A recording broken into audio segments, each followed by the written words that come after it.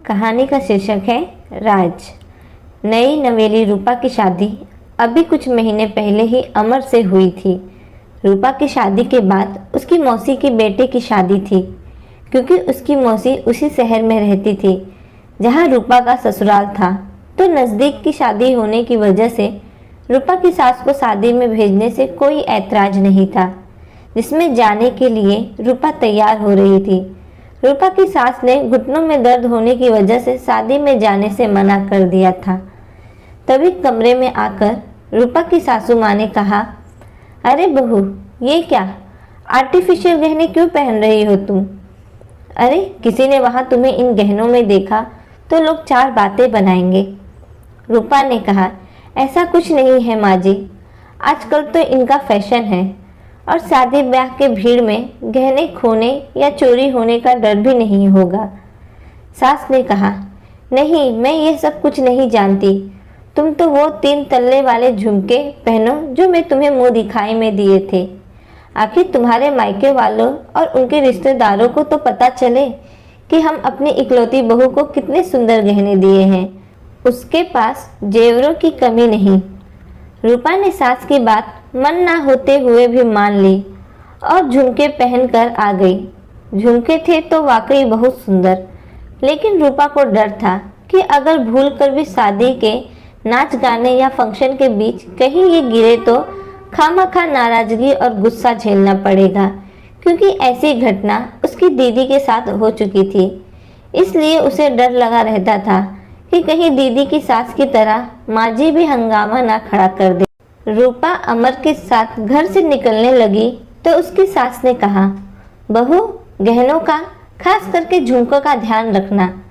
उनकी बात सुनते रूपा का मुस्कुराता चेहरा मुरझा गया तो सास ने कहा, अरे मैंने तो ये सिर्फ इसलिए कहा क्योंकि सोना खोना अच्छा शगुन नहीं होता।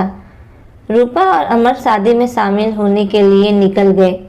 जो भी रूपा को देखता मिलता सबकी नज़र झुमके पर ही टिक जाती। सबने झुमके की खूब तारीफ की। शादी बिताकर जब अमर और रूपा कार में बैठकर घर आने के लिए निकले, तब कार ड्राइव करते हुए अमर ने कहा, देखा, माँ सही कह रही थी, सबकी नज़र तुम्हारे झुमकों पर ही थी। लेकिन मुझे समझ नहीं आता, औरतें गहनों को, खास करके झुमकों को इतनी अहमियत क्यों देती हैं? शादी में भी माँ ने कितने झुमके देखे तुम्हारे लिए, फिर कहीं जाकर उनको ये पसंद आए थे। रूपा ने खुश होते हुए कहा, हाँ अमर, अच्छा किया, माँ जी की बात मैंने मान ली। बुआ जी ने तो फोटो ली स्पेशली इन झुमकों की, कह रही थी वो भी अपनी बहू को ऐसे ही झुमके बनवा कर देगी। लेकिन कहते हैं ना कि हम जिस बात से ज़्यादा डरते हैं या परेशान होते हैं वो समस्या हमारे सामने आकर खड़ी हो जाती है। ऐसा ही हुआ रूपा के साथ भी। हंसी खुशी शादी बिताकर लौटी रूपा जब कार से उतरने वाली थी कि तभी उसकी नज़र कार में लगे साइड के शीशे पर पड़ी। देखा तो उसके कान में सिर्फ एक झुमका था, जिसे देखकर उसका चेहरा डर से लाल हो गया। उसने तुरंत अमर को ये बात बताई। आसपास बहुत ढूंढा पर झुमके नहीं मिले। डर के मारे रूपा की आंखों में आंसू आ गए और वो रोने लगी।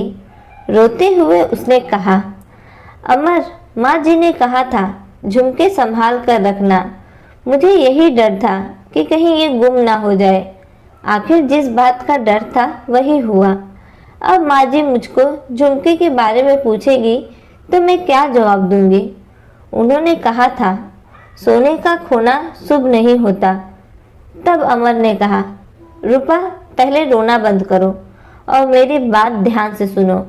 पहली चीज, शुभ अशुभ जैसी चीज़ें अपने दिमाग से निकाल दो और ये झुमका उतार कर तुम मुझे दे दो। मैं इसके जैसे ही दूसरा ले आऊँगा और माँ को पता भी नहीं चलेगा। बस तुम ये बात माँ को मत बताना।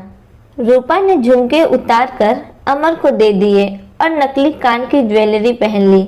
लेकिन घर में घुसते ही रूपा की सास ने सबसे पहला सवाल यही पूछा, अरे बहू, तुम तो झुमके पहन कर गई थी, फिर ये नकली वाले क्यों पहन ली? जिसे सुनकर रूपा असहज हो गई तो सास ने कहा, क्या हुआ बहू, कोई बात है क्या? सब ठीक तो है ना?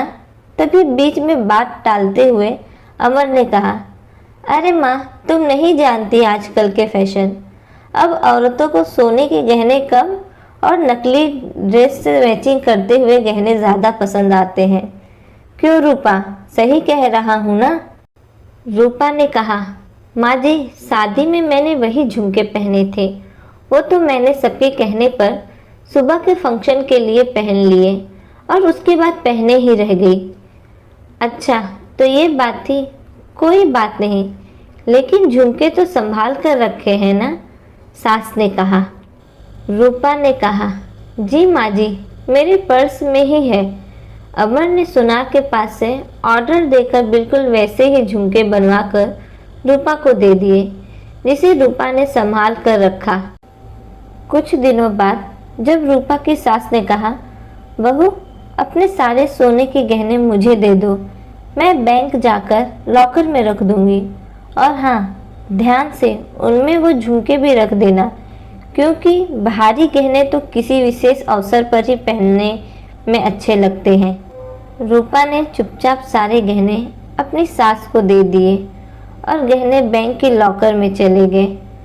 रूपा ने उसके बाद जब जब गहनों को पहना, उसको ये बात याद आ जाती और झुमके खोने का और वापस बनने का राज रूपा की सास के लिए हमेशा राज ही रह गया।